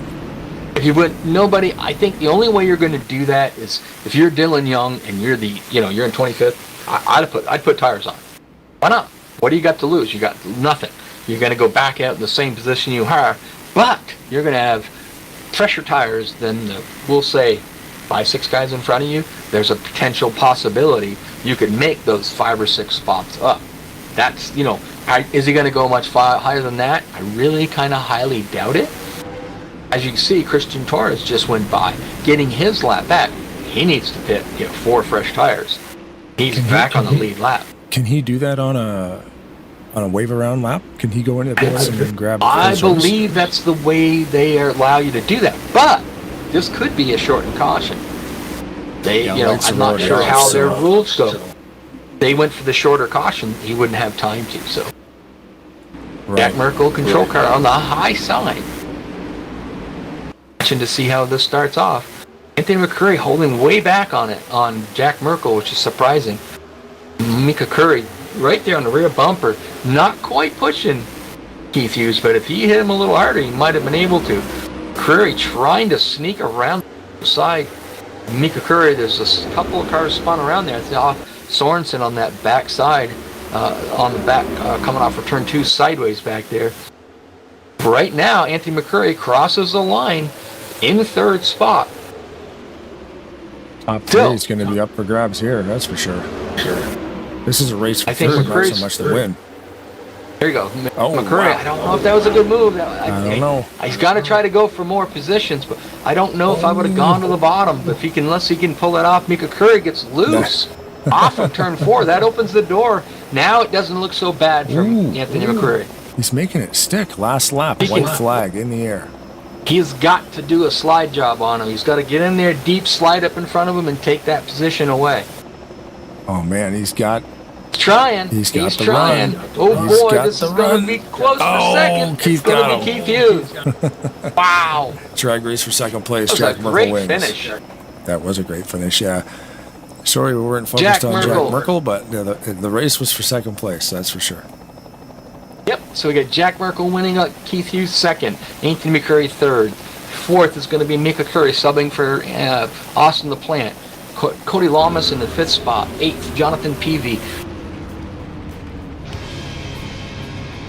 Rodrigo, the 25th is going to be, the 9th is Carlos Mendez. Rounding out your top 10 is Joseph Landy Pavillon, who, ran around pretty much that area all night, so congratulations to him on getting into the top 10. Jack Merkel, wasn't hurt on him. Didn't get the most laps led though. That honor goes to Keith Hughes with 44. So. Wow. And Alison Rodrigo, and Rafaela Sorensen, and Miguel Figueroa. Lots of laps led by a lot of different people. The most, let's see, Jack Merkel at 26, as well as Miguel Figueroa ran 26 in the early going of the race. Alison Rodrigo 21. Then you have Sorensen. She had led 12 laps. Then a few people led 1 or 2 here, there, 9 by RJ Bishop. So a handful of people got around and get laps led. See if we can find, what was his nickname last week? Oh, geez, I can't remember. There he is. Oh, I see what you mean. In TeamSpeak, yeah, it was completely weird. We'll drag him up here, and we'll have to yell. There, no, there's Keith Hughes. I gotta start. See that? We're just gonna. He's got the mic off. He's got the sound off. He can't. I guess he just doesn't want to be interviewed. There, now the sound's on. Now the thing's on. Anthony McCreary, or is it what? Selmat? Well, I don't even know what it is anymore. Yeah. So, pretty good moves there at the end. There, trying to make up some position. You really almost got Keith Hughes, and you were trying pretty hard on that. You didn't get a lap lead tonight. That's kind of unfortunate for you, but all in all, you had a pretty darn good race. Yeah, it wasn't bad, honestly. The setup felt nice, and the car. Well, I got into a crash middle of the race and knocked the front end of the car a little bit, and it was really tight afterwards. But as the race went on, I don't know. I just kind of felt like I could actually make passes, so came back and had a great battle at the end. It was so much fun. Yeah, well, we were focused on you and Keith Hughes there at the end. Jack had a little bit of a lead. I almost think, you made the right moves on Mika Curry there, got the high side of him, and went around him on the high side, and then you immediately went to the low side of Keith Hughes, and I was like, I don't know if that's the right move there. I just didn't feel like it was. Hadn't seen too many people been able to get to that bottom and make that move. Fortunately for you, Mika got a little bit loose off from turn 4, which gave you a lot more room and actually gave you the opportunity. I was thinking that he would go to the high side of you like you did him, and then you would lose that position. But by him getting loose, gave you that room. You were able to try to make that attempt to get down the low side of Keith Hughes there. I figured that was about the only thing that I had really, was to try to dive it on the inside, because he was going to guard the outside no matter what. He was doing that with 15 to 20 laps to go, so I didn't feel like I was going to be able to have a chance on the outside line. So I dove it in and was able to stay side by side. And I was like, if I can get him to overshoot one of the turns, then I could possibly get enough to be at least in front of him at the line. And he did kind of overshoot the final turn in turn 3 or on the final lap. And I was like, okay, this is it. Let me try to get the car rotated. And I throttled up too quick, and it didn't rotate all the way, and we had a drag race to the line. But that was kind of what my thought process was with that. But yeah, when I saw the 48 when I saw that I was restarting on the outside, I was like, okay, I got a shot at the 48, and then we'll see what happens after that. Well, being that you're 19th in points, you've only made 10 races this year. Technically, the way you look at it is you're not here to finish third. You know what I mean? You're here to win. You want to. That's what you're doing. You're trying to get there, at least trying to get in the top 3, so you can come up and talk with us for sure, obviously. But you're here to do the best you can and hopefully to win. So your mindset's a lot different than Keith Hughes and Jack Merkel, Jonathan Peavy, Josh McCurry, and all them drivers that are in the points. You're here to more or less just to take stuff away from them. Yeah, kind of. I'm also kind of here just to have some fun, because I just like racing. So whether or not I finish in the top, I always try to aim for at least a top 5 in the races that I race in. And obviously sometimes that doesn't work out, but I've had great battles at some races that I've done for like 10th, 11th, 12th, and it's just as fun as if I'm battling for the win. It's far less stressful back there, because you're really not battling for too much in the way of a top position. But I kind of like the thought of being a championship displacement or just kind of like a thorn in everyone's side. But I honestly that's why I try. I could have doored Keith, but I always say that if I'm going to race somebody hard, I don't want it to end up having them lose a championship over it. So I'm going to race people hard, but I'm not going, if they're battling for a championship, if you're out of the championship contention, it's fair game. I'm just letting all the other drivers know that we were going to go door to door. But if you're battling for a championship, especially late in the season like we are now, I try to race you clean, but that I just like racing. So I that's it. That's all I can say, really. You just try to be a respectable racer for the guys that are in the championship, and the other guys, like you said, you're here to just displace them a little bit. You're here to try to go for that win. So, Blaine, do you have any questions for Anthony? I was going to say, yeah, those guys aren't going to want you to roll over and just let them go either. It's, like you said, everybody's out there to race. Doesn't matter what position, so got to race them hard front to back. Otherwise, they'll just expect it. Right, yeah. I'm not going to be a moving chicane, but I'm also not going to just turn you, I guess what I'm trying to say. Yeah, get out of my way. Just right, yeah. You're not going to be making any friends doing that either. No, not at all. That's why some people don't get calls back to racing leagues, but I'm gonna put that on the table. Yeah, well, we've been. I was kind of wondering what happened to you there, earlier in the season, and kind of missed having you here because you are one of the characters that always do, usually do pretty decent, and I was kind of wondering what happened to you. Then you kind of come back, and we're glad to see that you're back. So. I'm glad to be back. I like talking to you guys. I like racing with the top bunch here. It's so fun, and because of my work schedule, I work weekends mostly, so this is more or less the only NR league I get to run, and that's why I missed a bunch of races was because of work. So I'm glad that the guys that are in the top or the top half of the field are really fun to be around, and I just get to have cool battles, and it's a fun thing to do on Tuesday night. Very cool. Well, all right, bud. Well, I appreciate that. That you back racing with these guys, and love to have you here. And congratulations on your third place finish. And we'll give you a chance to thank anybody and everybody that you would like to thank. This floor is yours. I thank you guys for broadcasting. You always do a great job. I thank the NS area Discord because I was actually in there this time and everybody was talking up a storm.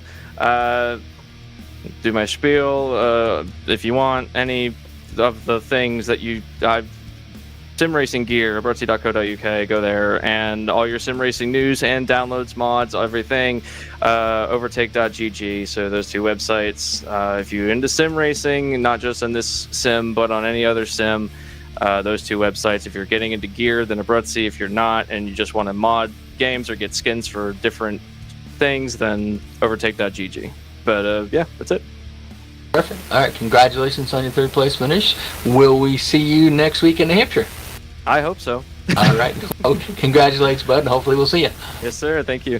Yes, sir. Have a good night. You too.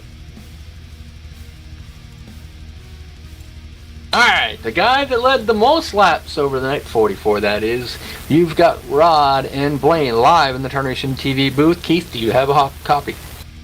I got you. Gotcha. What's the giggling about?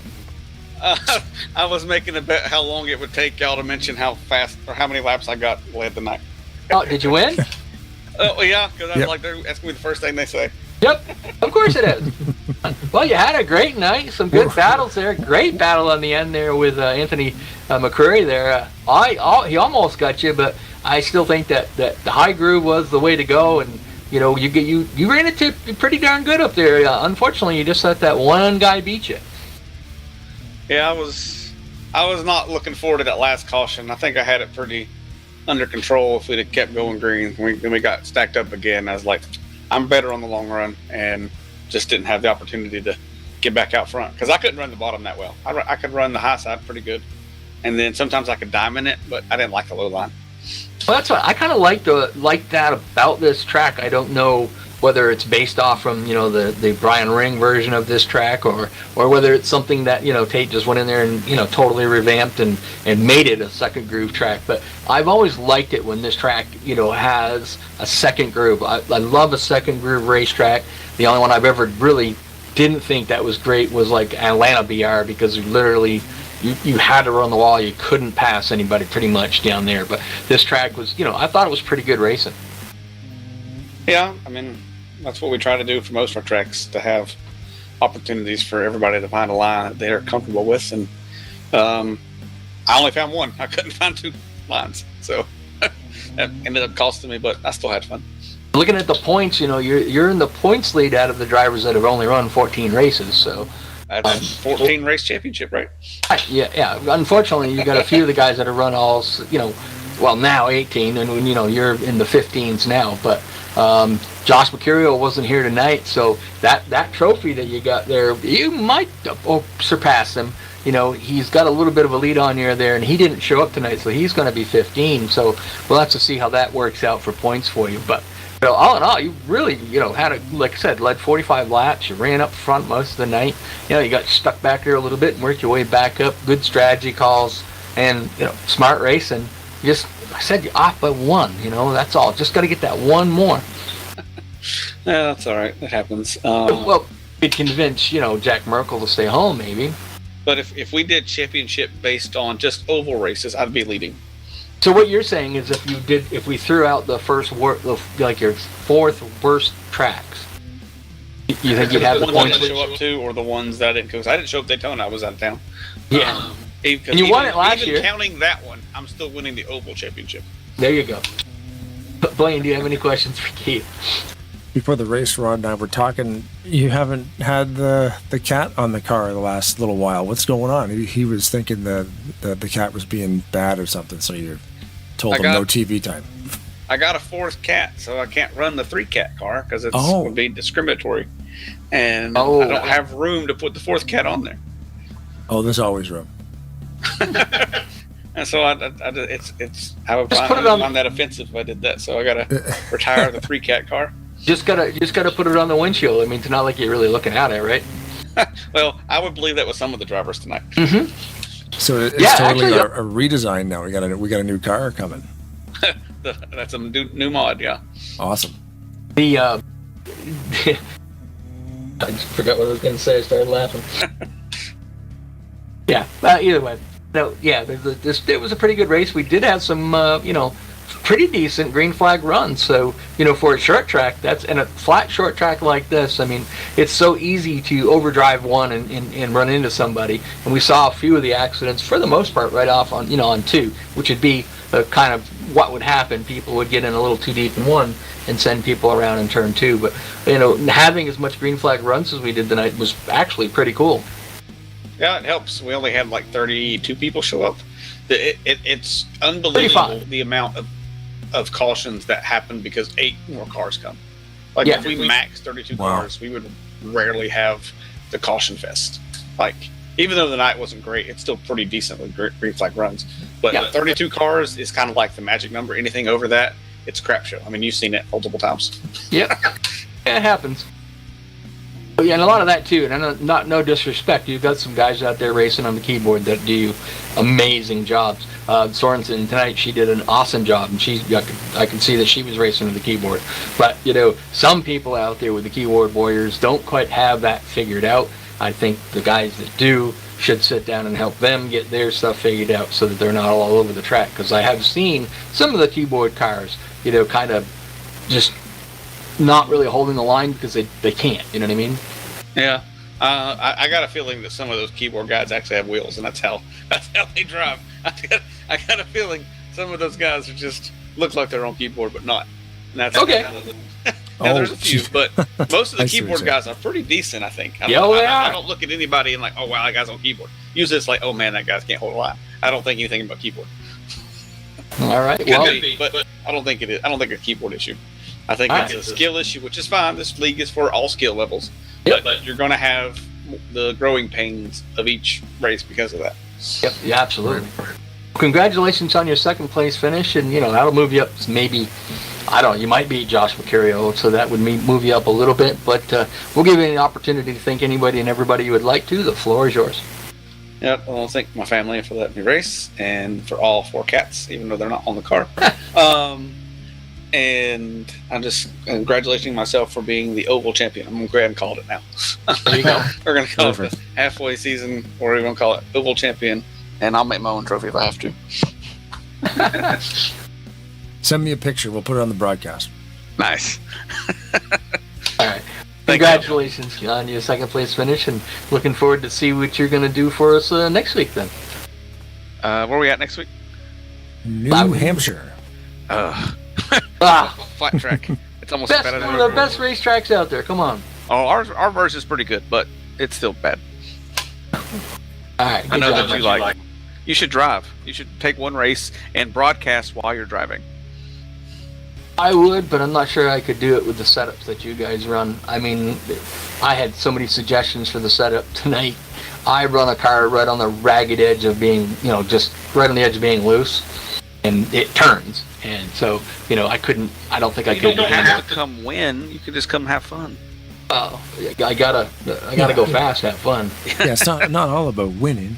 Yes, it is. Keith, I've won 8 races in a row in my go-kart, so I'm all about winning. Well, you can come in second next week to me, maybe. Okay. Well, we have to discuss that with my boss, because then he's got to find somebody to replace me, and It'd be interesting if you could do both at the same time. Yeah, I probably could. We'll see. All right, congratulations on second place finish, and hopefully we'll see you there next Tuesday, not Saturday, next Tuesday. All right. See you. Good job. There he goes. Just zoom gone. I'm done. Yep. But the guy we talked to earlier, comes out here and just doesn't lead the most laps though. Because we mentioned that right off real quick. But Jack, you got Rod Blaine in the booth live. You got a copy? Yes, sir. I got you.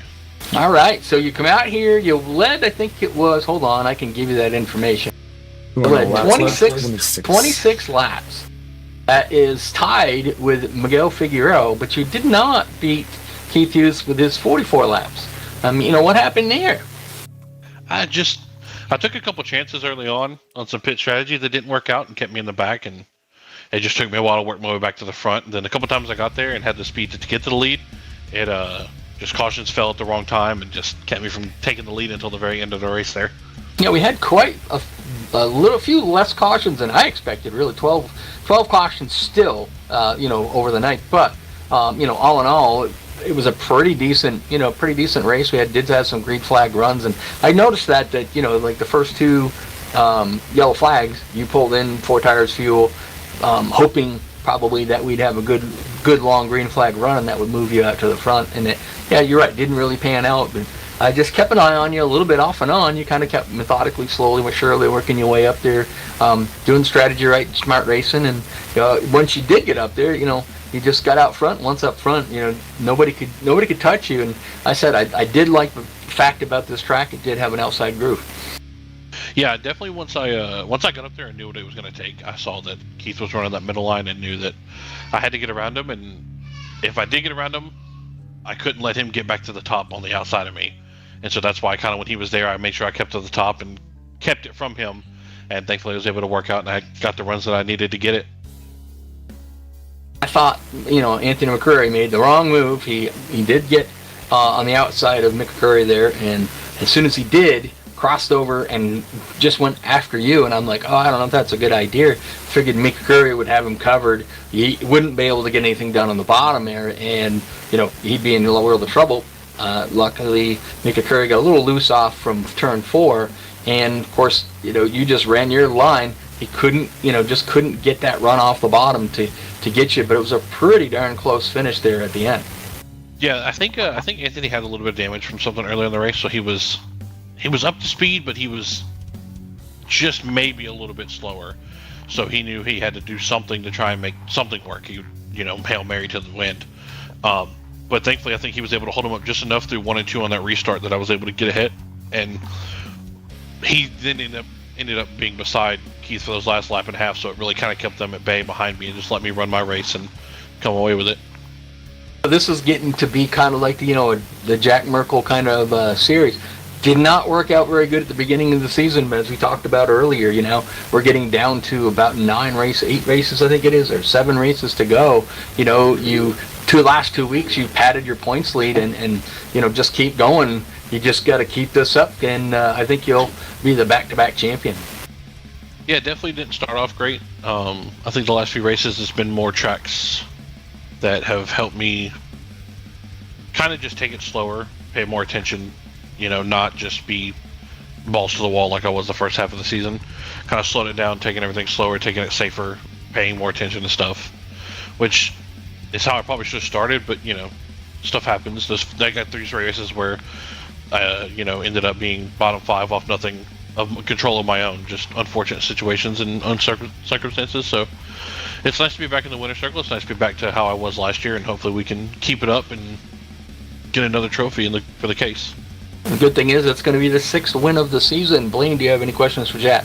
Yeah, looking at that lineup of tracks we're coming up to: New Hampshire, Atlanta, Glen, the Watkins Glen, Talladega, Gateway, Martinsville, Phoenix, and Homestead. So it's a very solid end to the season. Are you a fan more of this shorter track, or do you like the super speedways, or like what? Because you seem to kind of you seem to excel everywhere, really. Definitely a short track road course kind of person. That's what I like to race on. Once you start getting up, like the longer tracks, like I love Auto Club and Michigan and stuff like that, but it just gets to the point where I don't really like a track where you have to rely on draft to be there. I just like where it has like something like this where it's just speed basically. Don't like super speedways at all. Despise them, hate them. Only run them because I have to for points. But as far as like every track left on the schedule, I mean, it's a bunch of short flat tracks too. I love flat tracks. New Hampshire, I'm not so good at Gateway. I don't really like it that much, but it's still a flat track. But I love New Hampshire. And then of course, Watkins Glen, I love road courses. Just got those 2 super speedways to get through, and hopefully I can get a good result out of them and not be, bringing it home 30th and, get into some points trouble. So just get some good luck and then run good at the tracks that I know I can run good at, and hopefully we can close it out. All right. Well, congratulations on your first place, and like I said, 6th on the season. You're a little behind from last season. I forget what the total was that you got. I think it was 11. So I could still do it. It would just be pretty hard to do it. Yeah, you just gotta step up your game a little bit there. Yeah, just pick it up. Yeah, no, that's easy for you to do. All right, bud. Well, congratulations on your win. We'll give you a chance to thank anybody and everybody you'd like to. The floor is yours. Just thanks to Fortnite Squad for a good car. Thanks to you guys for streaming it and broadcasting this race. And thanks to Ben and Mark for putting on everything they do. Keith for the help. And thanks for everybody for mostly racing me clean, keeping everything out of the way and the lap cars getting out of the way. And we'll try again in 2 weeks. There you go. Congratulations on the win. And we'll see you next week at New Hampshire. So have fun, bud. Yes, sir. Thank you. Thanks, Jack. Bye. It's amazing to watch that guy, man. Every week, it's just like, especially coming through the field on such a short. Well, like you said, he did a strategy call.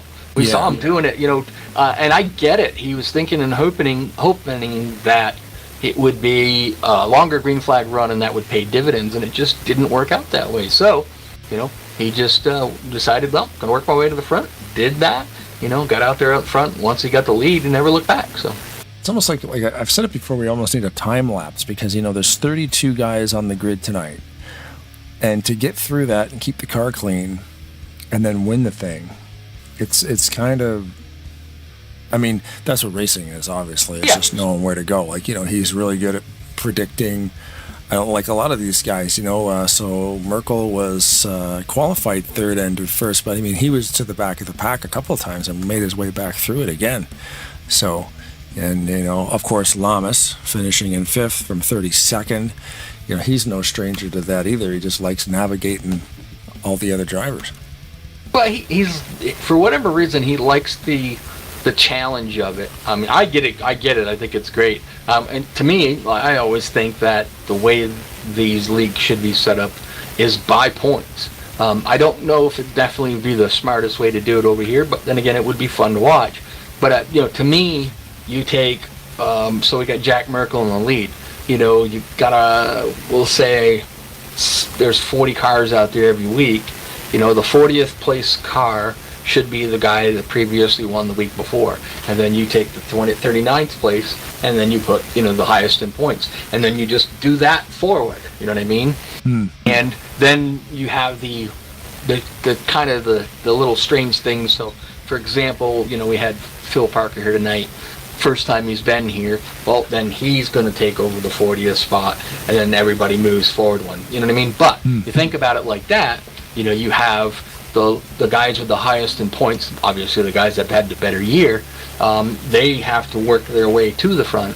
I just think that would be more exciting. That would be one word for it. Yeah. And we get big fields here too, so it's not like you're just flipping a dozen guys. You're talking like 30 or 40 people. No, I mean, and it's it does make it probably to the point where your slower cars are going to be in the front, your faster guys are going to be in the back, and the possibility of having incidents are going to ramp up a little bit for sure. But, you know, I just always, it's the way I raced and when I did on my short tracks. And, you know, we had, mind you, we only started 24 cars and, you know, but that's how they did it back then.